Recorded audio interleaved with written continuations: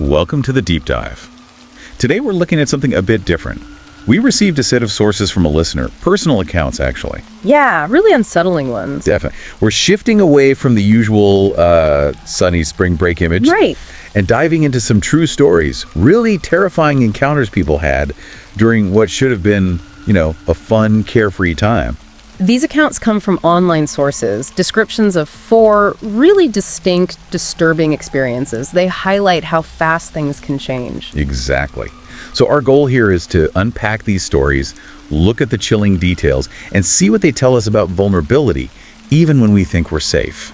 These aren't just scary stories. There are some stark lessons embedded in them. Okay, let's get into it. The first one is from the mid-'80s. A college student. He was in Puerto Rico for spring break with his girlfriend, Maria. Mostly a family thing, but they decided to, sneak off for a bit. They wanted to hike a trail in the El Yunque rainforest. El Yunque, yeah. Fascinating spot. It's actually the only tropical rainforest in the U.S. National Forest System. Wow, okay. Sounds amazing. But here's where things take a turn. They found the trail they wanted to hike, but it was closed off. Barriers up. Oh. But, young, spring break, feeling adventurous, maybe a bit rebellious, they slipped past the barriers. That decision right there, going into a closed area, it immediately adds risk. You're bypassing safety measures, stepping into the unknown. Totally. They were sneaking some drinks, laughing, having fun, thinking they had this amazing, exclusive spot all of themselves, deep in the forest. Enjoying the isolation. Until they saw it. Yeah. Right on the path ahead of them. A freshly decapitated mongoose. Whoa. He said it was a big one, and the cut was, incredibly clean. Yeah. Like it was done with a really sharp knife. That's specific. And disturbing. But the detail that really got him, no smell at all. Meaning it was just done, like minutes before they got there. Exactly. Very, very recent. Finding a dead animal is one thing, but decapitated, clean cut, no smell in a rainforest. That screams intent. Something deliberate, unnatural. It just shatters that peace, right? Instantly. Maria was totally freaked out. He was in shock. They tried to make sense of it, maybe a hunter, but it didn't feel right. The fun was just gone. Decision made. Turn back. Now. Smart move. Get out of there. So they start heading back the way they came. They get back to the spot where the mongoose was. It's gone. Vanished. He said his heart just started hammering, looking around, scanning the trees, thinking maybe someone just moved it off the path. Okay, that's even weirder. And then he spots it. It wasn't gone. It was strung up. Hanging from a tree branch nearby, tied with twine, its paws were bound, slowly twisting. Oh, no. And something else was wrong. There was this, sickly green liquid dripping from it that wasn't there before when it was on the ground. Okay, that changes everything. It's not just finding something awful. It's a deliberate display. Ritualistic almost. Stringing it up. The dripping liquid, it's like a warning. Or worse, someone was actively doing this. Maria just screamed. Yeah. Like a blood-curdling scream of pure terror. He grabbed her hand and they just bolted, running flat out down that trail, desperate to get away. I don't blame them. But while they're sprinting, terrified, something else happens. Something that he says haunts him to this day. What? From somewhere behind them on the trail, they heard a second scream. Another woman's scream. He described it as pure terror, like someone was being attacked or was in serious trouble. But they didn't see anyone else? Never saw another soul on that closed trail. The source of that second scream, completely unknown. A total mystery. Wow. The timing of that, right after their own terror, was it connected? Someone else encountering the same thing? Or something different, the not knowing is almost worse? It leaves this horrible question mark. They finally burst out of the forest, totally traumatized, gasping for air. They ran into a park worker. Who was probably not happy they were on a closed trail. Initially, yeah, he was pissed. But then he saw their state. Maria sobbing, both of them shaking, and he got serious fast. They reported it all to a ranger, then the police. But the guy telling the story, he says he never heard anything back. No follow-up. And that second scream, still unexplained, just lingers. Chilling. Absolutely chilling. Okay, let's shift gears. A different kind of isolation and much more recent. This happened just last year. 4 friends camping on a very secluded beach in Alabama for spring break. Okay. They wanted that real remote experience. Stars, waves, quiet, miles from anyone. Solitude seeking. Which is great, but it does mean you're further from help. Different kind of risk. For sure. They had their tents, food, drinks, Yeah. and crucially, the speaker brought his Doberman, Bean. Good call. A dog can make a difference. Definitely. The setting was dead quiet, just sand, dunes, and this narrow access road behind them. That's it. Got it. Isolated. First weird thing, a vehicle. An old beat-up SUV drives slowly past their campsite on that access road. Okay, maybe someone lost, they kind of shrugged it off. But then, maybe 15 minutes later, same SUV drives past again, slowly. Okay, twice. In a place like that, that's not random. That feels like surveillance. Someone's checking them out. Big red flag. Yeah, they felt it too. Uneasy. And then it escalated. The SUV comes back a third time, stops right parallel to their campsite. A tall guy gets out. He's got a noticeable limp, starts walking towards them. Oh boy. He seemed drunk, speech was slurred. First thing he says is, "You're on my property." Which they doubted, right? Yeah. Public beach. Exactly. The speaker said it felt totally bogus. They tried to be polite, challenge him calmly, but he didn't really respond to that. Instead, he pulls out a knife Whoa, okay. Straight to violence. and starts charging right at them. Jeez. But being the Doberman, instant reaction. Yeah. Launched himself forward, went right for the arm holding the knife. Good dog. Totally. Bit the guy's arm, knocked him off balance. He fell, dropped the knife. Bean bit him again. The guy screamed, but the speaker managed to pull Bean off him. Smart. De-escalate once the immediate threat is down. Right. The attacker just scrambled up, ran back to his SUV, and peeled out. Gone. Okay, wow. Adrenaline must be pumping. Through the roof. And then the debate starts. Do we stay? Do you pack up in the dark? They were terrified the guy might come back. Maybe with a gun this time. Angry he'd been fought off. That's a legitimate fear. He knows they're there now. They decided leaving was the only option. Call the police first, then pack up fast. So they call 911, start frantically packing their gear in the dark, being on high alert. Must have been nerve-wracking. Totally. As they're hauling everything towards their car, they see headlights near the parking area. It's the police. Huge relief. Thank goodness. But that release didn't last long. The officer walks over to their car with them, shines his flashlight on the tire. Oh no! Don't tell me. All 4 tires. Slashed. See? That changes the whole calculation. Slashing the tires. That's not just a drunken rage, that's deliberate. That's meant to trap them there, prevent escape. Exactly. It suggests he had way more planned than just scaring them. What was his goal if he managed to strand them out there, helpless? It's terrifying to think about. The speaker said flat out, if Bean hadn't been there, it could have probably been a quadruple murder. I believe it. That dog likely saved their lives. So this story really hits home, the risks of extreme isolation and the absolute value of having some way to defend yourself, or at least call for help quickly when you're that far out. Absolutely, a sobering reminder. Okay, third account, totally different vibe, different location. Miami, spring break, also last year. 2 friends, 22 years old, Michelle and the speaker. First time in Miami. Okay. They opted for an Airbnb in Wynwood, trying to be a bit away from the main South Beach chaos, thinking it might be, a little safer. Sensible thinking, but danger isn't always confined to the party zones. So true. First day, they explore, hit Miami Beach, find it a little too crazy, which, sounds about right for spring break there. Oh, yeah. Earlier, while on the beach, the speaker met a guy, Will. She said he was charming, good looking, seemed like a nice guy, asked for her number, then left on his own. Standard interaction, seemingly. Right. Later, they start texting. Make plans for Will and a friend of his, Ken, to come over to their Airbnb for drinks before going out, pre-gaming. Inviting strangers back to the rental, that's always a bit of a risk, Yeah. Especially people you just met. Definitely. But they arrived, seemed normal, attractive guys. They all head out to a bar in Wynwood. Michelle and the speaker had already been drinking earlier, and now Will and Ken are buying rounds of shots. Okay, things are escalating. Yeah, the speaker mentions her memory starts getting really fuzzy around this point. She decides to go to the bathroom. And alcohol, of course, lowers inhibitions, clouds judgment, makes you more vulnerable. Totally. So she comes back from the bathroom, and something catches her eye immediately. She sees Will standing near her drink at the bar. He's kind of hovering over it, doing something she described as sketchy. Oh, that's bad. She tried to get a clearer look without him noticing, and she saw him definitely doing something to her drink. Oh man, classic. Awful move. Drugging attempt. Even through the alcohol haze, she said her gut just screamed danger, like an immediate, powerful instinct. Trust that instinct, always. She decided right then she had to get out, immediately. Without being seen, she tried to signal Michelle, who was across the bar talking to Ken. No luck. She texted Michelle. Tried calling. What does Michelle say? Only got texts back. Yeah. Michelle seemed kind of dismissive, like maybe he's just on his phone near your drink, refused to talk on the phone, Just texted she was fine, still with Ken. Ugh, that's tough.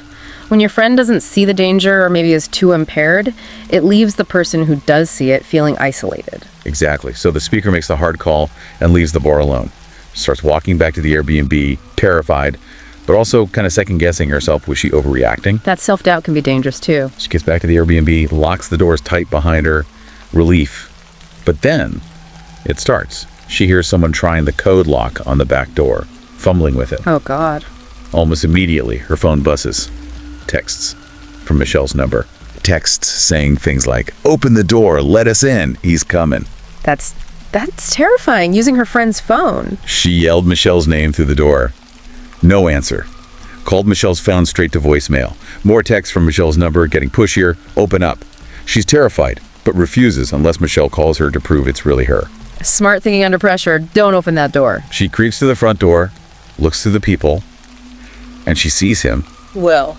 Hiding just off to the side, out of direct view, but definitely there. Aiding. And it all clicks into place. The texts weren't from Michelle. Ken, or whoever these guys were, must have stolen Michelle's phone. They were working together, using her phone to try and trick her into opening the door. That's sophisticated. And chillingly predatory.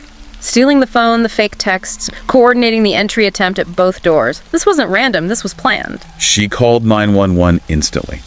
While she's on the phone, talking to the dispatcher, she checks the people again. Will is gone. Police arrive super fast. Huge relief again. Thank goodness. But then the worry about Michelle hits. An officer tells her they found Michelle separately. She was wandering the streets, very drunk, crying. Her phone was gone. She'd been lost for about an hour until someone helped her call the police. Oh, poor Michelle. So they isolated her, stole her phone. Yeah, and her phone. Later found ditched in the Airbnb's pool. Probably tossed it when they realized the speaker had called 911. Wow, just wow. They filed a police report, found out the name Will was fake, tied to a stolen phone. That was pretty much it. Never heard anything more. The speaker says the trauma stuck with her, and she has zero desire to ever go back to Miami. I can understand why. That's deeply violating and terrifying, the level of deception involved. It's intense. Okay, last story. We're heading to Charleston, South Carolina. 2 college juniors, Anna, the speaker, and her friend Lena. Spring break trip. Charleston, beautiful city, historic, generally feels quite safe. Right? That's what they thought. They were doing the tourist thing, historic district, nice restaurants, bars. It was their first spring break trip being 21, but they weren't going crazy, not heavy drinking. Found this nice little seafood place they called a hidden gem for lunch one day. Sounds lovely, relaxing. Totally. Until Anna gets a text while they're eating lunch. Unknown number, just says, "Hey." Okay, could be anything. Wrong number. That's what she thought. Ignored it. A few minutes later, another text from the same number. "Look outside." Okay, that's a little weirder, getting specific. Yeah, definite unease setting in. Then a third text. "Anna." Okay, now it's personal. They know her name, have... That's what they were freaking out about. Yeah. How did this person get her name and number? They racked their brains. Then it hit them. What? First day there, they had stopped at a local cafe, entered one of those little giveaway contests, wrote their name and number on a slip of paper, and dropped it in a box. Yeah. Compromised information. Someone saw that form. Exactly. They realized that must be it. Someone from the cafe or someone who got access to those forms. That's unsettling. Knowing your basic info is out there with someone who's now contacting you creepily. They tried to shake it off. Decided to go to a busy rooftop bar later, hoping the crowds would make them feel safer. Had a drink, started to relax a bit, feeling less watched. Makes sense. Safety in numbers. But then, fourth text, same number. It's a nice red jacket. Oh, that's bad. Very bad. Anna looked down. She was wearing a red jacket. One of only a few people in red at that crowded bar. That confirms it. This isn't just someone who got her number earlier. This person is watching them right now. In that bar. Knows what she's wearing. The threat level just jumped significantly. Instant fear spike. She starts scanning the bar frantically, trying to see who's looking, who's texting, sees no one obvious. They knew they had to leave. Now, Good call. Get out of that situation. they paid quickly, left, and walked back to their Airbnb very cautiously, constantly looking over their shoulders, feeling watched the whole way. Horrible feel. Back at the rental, they locked everything.